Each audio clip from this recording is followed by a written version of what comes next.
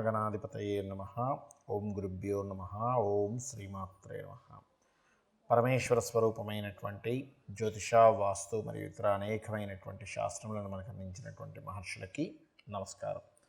హయగ్రీవ హయగ్రీవ హయగ్రీవేతియో ఉదయేత్ తస్య నిస్సరతే వాణీ జనుకన్యా ప్రవాహవత్. అరుణాం కరుణాతరంగితాక్షీం ధృతపాశాంకుశపుష్పబాణచాపాం అనిమాదిభిరావృతాం మయూకైః అహమిత్యేవ విభావయే భవానీం. శ్రీమాత్రే నమః. ప్రేక్షకులకి ఆ లలితాంబిక అమ్మవారి యొక్క అనుగ్రహం పరిపూర్ణంగా కలగాలని మనస్ఫూర్తిగా కోరుకుంటూ మనం ఈరోజు చెప్పుకోబోయేటువంటి టాపిక్ ఏమిటి అంటే, చాలామంది అడుగుతూ ఉంటారు, ఏమండి వివాహం చేసేటప్పుడు ఏ నక్షత్రాల వాళ్ళతో చేస్తే మంచిది అని. ఇక్కడ నేను మీకు ఒక విషయాన్ని చెప్పి తర్వాత నక్షత్ర బేస్ మీద వస్తానండి. మీకు ఏమిటి అంటే, ఒకటి గుర్తుపెట్టుకోండి, నక్షత్రం అనేటువంటిది కేవలం మీకు మనసు కలుస్తుందా లేదా, వాళ్ళిద్దరి మనసులు చంద్రమా మనసో జాతః అని అంటారు. కాబట్టి ఇద్దరి మానసిక స్థితి కలిస్తే ఎన్ని గొడవలు వచ్చినా కూడా కలిసిపోతుంటారు. గొడవలు రావని కాదు అక్కడ అర్థం. ఎన్ని గొడవలు వచ్చినా కూడా వాళ్ళు ఎక్కడా కూడా ఇద్దరికి ఒకరి మీద ఒకరికి నెగిటివ్ ఫీల్ ఉండదు, నెగిటివ్ ఆలోచనలు ఉండవు. అందుకని మనస్కారకులు కలవాలి. అది ఏ నక్షత్రము వారికి ఏ నక్షత్రం వారితో మనస్కారకులు కలుస్తారు అనేటువంటి విషయాన్ని ఇవాళ మనం చెప్పుకుందాం. అయితే ఇక్కడ దీనికి కండిషన్స్ ఉన్నాయి. ఇంకా అంటే ఇద్దరు వ్యక్తులకి వివాహం చేయాలంటే అసలు ఏమేమి చూసుకోవాలనేది కూడా నేను మీకు ఆఖరిలో చెప్తాను, వీడియో ఆఖరిలో. కాకపోతే మొదట్లో మాత్రం మీది అశ్విని అనుకోండి, అశ్విని నక్షత్రం వల్ల ఏ నక్షత్రం వాళ్ళతో ఒక స్టెప్, అంటే ఫస్ట్ మనసులు కలిసే స్టెప్, అసలు ఏ నక్షత్రం వారిలో జాతకం చూసుకోవాలి. ఫస్ట్ స్టెప్ ఉంటుంది కదా, నేను ఏ నక్షత్రంతో చూసుకుంటే మంచిది అని ఉంటుంది. అలా నేను మీకు చెప్పబోతున్నాను ఇప్పుడు నేను మీకు. సో మనం ఒక్కొక్క నక్షత్ర రీత్యా ఒక్కొక్క రాశి రీత్యా చూసుకుందాం. మకర రాశి. ఈ మకర రాశిలో ఉత్తరాషాఢ 2, 3, 4 పాదాలు, అదేవిధంగా శ్రవణ నక్షత్రము, ధనిష్ట 1, 2 పాదాలు ఉంటాయి. ఈ నక్షత్రాల వారు ఏ నక్షత్రం వారితో పెళ్ళి కుదుర్చుకుందామని అనుకున్నప్పుడు ఏ నక్షత్రం వారితో వెళితే మంచిది. ఎందుకంటే చంద్రమా మనసో జాతః అంటారు. కాబట్టి చంద్రుడున్న నక్షత్రం మనసును కలుపుతుంది. సో మనసులు కలుస్తాయి. ఇవి టోటల్ వివాహం గురించి కాదు, మనసులు కలుస్తాయి. టోటల్గా వివాహం చేసుకోవాలి ఏంటనేది నేను వీడియో ఆఖరి వరకు వింటే మీకు తెలుస్తుంది. అలాగే ఇక్కడ ఈ మకర రాశిని కనుక చూసుకున్నట్లయితే, మకర రాశిలో ఉత్తరాషాఢ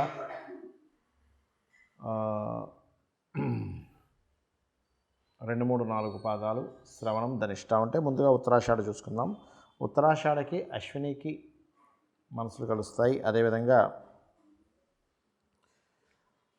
కృత్తిక నక్షత్రం 2, 3, 4 పాదాల వారితో బాగుంటుంది.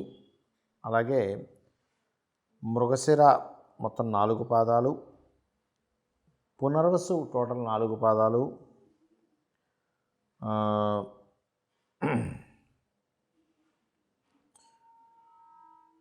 ఉత్తర 4 పాదాలు, హస్త మరియు చిత్త 3, 4 పాదాలు మాత్రమే. 3, 4 పాదాలు అంటే చిత్తా నక్షత్రం అనేది తులారాశిలో ఉండే 3, 4 పాదాలు అవుతాయి. అలాగే చూసుకున్నట్లయితే ఉత్తరాషాఢతో చేయొచ్చు, టోటల్ 4 పాదాలు పనికి వస్తుంది. అదేవిధంగా ధనిష్ట 1, 2 పాదాలు, పూర్వాభాద్ర టోటల్ 4 పాదాలు, అదేవిధంగా రేవతి నక్షత్రంతో మనసులు కలుస్తాయి. ఇక ఇదే మకర రాశిలో తర్వాత ఉండే నక్షత్రం శ్రవణ నక్షత్రం. ఈ శ్రవణ నక్షత్రంలో కనుక చూసుకున్నట్లయితే పర్టికులర్గా అశ్విని మరియు మృగశిర, అదేవిధంగా పునర్వసు, ఉత్తర 4 పాదాలండి. ఇప్పుడు నేను చెప్పేవన్నీ 4 పాదాలు. అదేవిధంగా ఉత్తర తర్వాత వచ్చేటువంటి చిత్తా నక్షత్రం కూడా 4 పాదాల పనికి వస్తుంది. అలాగే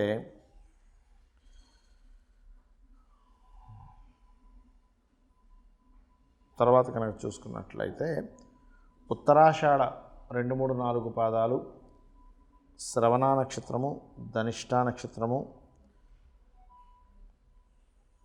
మరియు పూర్వభాద్ర నక్షత్రము, ఇవి మనసులు కలుస్తాయి. ఇక ఇందులోనే ఇదే మకర రాశిలో ధనిష్ట 1-2 పాదాలు ఉంటాయండి. 3-4 పాదాలు కుంభంలో ఉంటాయి. బట్ ఇందులో 1-2 పాదాలు ఉంటాయి. వీటికి కన్నా చూసుకున్నట్లయితే వీటికి కూడా అశ్విని పనికి వస్తుంది, మరియు కృత్తికా నక్షత్రం పనికి వస్తుంది, రోహిణి పనికి వస్తుంది. అలాగే గమనించుకున్నట్లయితే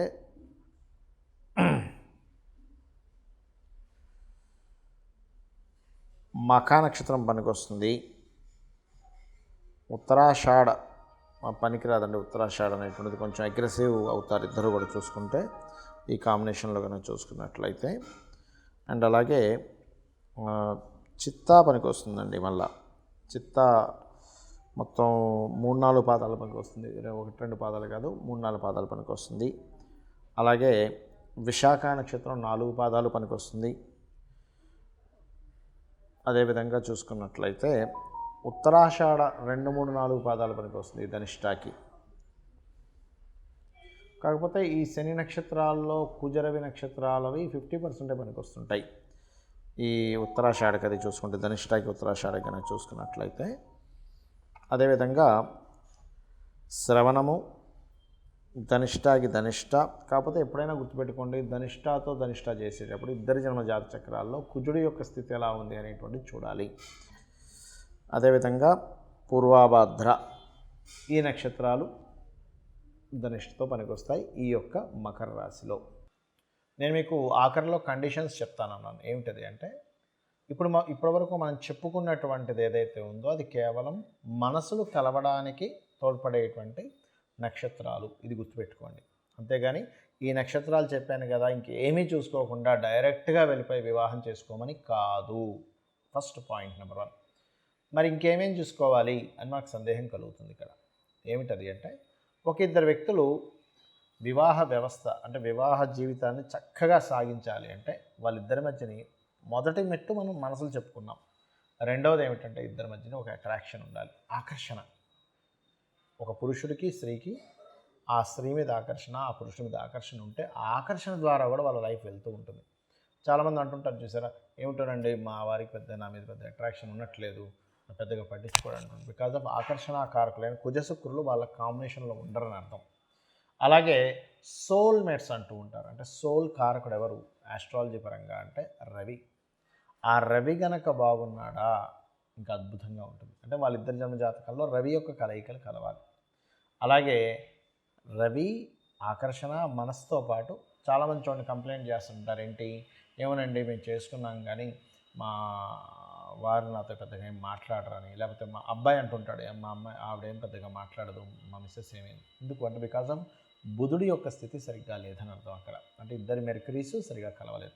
ఆ రకంగా కర్మకారకుడైన శని, జీవకారకుడైన గురువు, కాలానికి మోక్షానికి కారకుడైన రాహుకేతువులు, ఈ రకంగా ఈ గ్రహాలు ఎంతవరకు ఇవి ఒకదాన్నొకటి కనెక్ట్ చేసుకున్నాయనేటువంటిది చూడాలి. దీంతో పాటు ఇంకా ముఖ్యమైనటువంటి విషయం ఏమిటి అంటే, ఒక అమ్మాయి అబ్బాయిని వివాహం చేసుకునేటప్పుడు అబ్బాయి పర్సనల్ చార్ట్ని చూసుకోవాలి. అంటే ఏమేమి చూసుకోవాలి అందులో అంటే, అబ్బాయి యొక్క లగ్నం అంటే అబ్బాయి యొక్క తత్వం ఏమిటి, అబ్బాయి ఎలాంటి వ్యక్తి, అమాయకుడా, గొడవలు చేసే వ్యక్తా, లేకపోతే బాగా మనీ మైండెడా, బాగా ఎక్కువ లవింగ్ నేచరా, లేకపోతే వర్కింగ్ నేచరా. కొంతమందికి వర్కాలిక్ ఉంటారు, అది బిజినెస్ మైండెడ్ ఉంటారు, కొంతమంది భయస్థులు ఉంటారు, కొంతమంది విపరీతమైన కోప స్వభావం ఉంటారు. వాళ్ళు ఏమిటనేది వాళ్ళ లగ్నం బట్టి తెలుస్తుంది. ఇక రెండవది ఏంటంటే కుటుంబంతో ఎలా ఉంటారు అటాచ్మెంట్స్, కుటుంబ స్థానం పరిశీలన చేయాలి అబ్బాయిని. అదేవిధంగా సంతానం, ఎందుకంటే ఇక్కడ అమ్మాయి జాతకంలో కొద్దిగా సంతానం వీక్గా ఉంది, అబ్బాయి జాతకం కూడా వీక్ ఉంటే సంతానం పొందరు, దానివల్ల సంతానం కలగకపోతే ప్రాబ్లం. కాబట్టి ఇద్దరి సంతాన స్థానాలు ఒకరిది కొంచెం తక్కువ ఉన్నా ఒకరిది కొంచెం బాగుంటే కనెక్ట్ అవుతుంది. అలాగే దీంతోపాటు వివాహ స్థానము, వివాహ జీవిత స్థానం ఈజ్ మోస్ట్ ఇంపార్టెంట్ పర్సనల్ చార్ట్లో. అంటే వివాహ జీవిత భాగస్వామితో ఎలా ఉంటాడు, ఈ అబ్బాయితో రిలేషన్స్ ఎలా ఉంటాయి, వివాహం తర్వాత లైఫ్ ఎలా సాగుతుంది అనేటువంటిది చూడాలి. ఇవన్నీ సప్తమ స్థానము 12వ స్థానాల్లో ఉంటుంది. దీనికంటే ఇంకా ముఖ్యమైనటువంటిది ఏంటంటే, ఒకవేళ ఆ అబ్బాయికి కానీ అమ్మాయికి కానీ 2 వివాహాల యోగం ఉంటే కనుక, మీకు ఒకవేళ సంబంధం నచ్చింది, ఒకవేళ 2 వివాహాల యోగం ఉంది ఆ జాతకంలో, అలాంటప్పుడు వారితో మీరు కనుక సత్సంబంధాలను మాట్లాడుకోగలిగితే కనుక అమ్మాయికి కానీ అబ్బాయి కానీ, అబ్బాయికి అయితే అర్క వివాహం, అమ్మాయికి అయితే కుంభ వివాహం జరిపించమని చెప్పి మీరు చేసుకుంటూ ముందుకు వెళ్ళొచ్చు. లేదండి మనకు అంత రిస్క్ ఎందుకు, ఇంకో సంబంధం చూసుకుందాం అనుకునేవారు ఇంకో సంబంధం చూసుకుంటూ ఉంటారు. కాబట్టి పర్టికులర్గా ఈ యొక్క అంశాలు ఖచ్చితంగా మీరు అక్కడ చూసుకోవాలి. చూసుకొని దీనికి ఇంకొంచెం ఇన్‌డెప్త్‌గా వెళ్ళే వాళ్ళు నవాంశలోకి కూడా వెళ్తారు. కాకపోతే ఏంటంటే ఒకటి గుర్తుపెట్టుకోండి, ఇవాళ రేపు ఉన్న జాతకాల్లో 90% ఆఫ్ చార్ట్స్ ఏదో ఒక డిఫెక్ట్స్ ఎక్కువగా ఉంటుంటాయి. కాబట్టి ఏంటంటే మనం మొట్టమొదటిగా ఈ మనస్కారకుడైనటువంటి చంద్రుడి యొక్క నక్షత్రాలు కనుక కలిసినట్లయితే ఇద్దరి మధ్యనే ఉండేటువంటి అఫెక్షన్ ఏదైతే ఉందో చక్కగా పెరుగుతుంది. కాబట్టి ఈ రకంగా చూసుకొని మీ యొక్క వివాహ జీవితాన్ని చక్కగా సరిదిద్దుకుంటారని కోరుకుంటూ, అదేవిధంగా మరొక విషయం ఏంటంటే వివాహం కావట్లేదు అనుకునేవారు కామేశబద్ధ మాంగళ్య సూత్ర శోభిత కందరాయే నమః అనే మంత్రాన్ని, వివాహమై ఇబ్బంది పడుతుంది అనుకునేటువంటి వారు శివకామేశ్వరాంకస్త శివాస్వాధీన వల్లభాయే అనే మంత్రాన్ని కనుక చేసుకున్నట్లయితే మీ వివాహ జీవితం అద్భుతంగా ఉంటుంది. ఆ యొక్క అమ్మవారి అనుగ్రహం వల్ల. శ్రీమాత్రే నమః.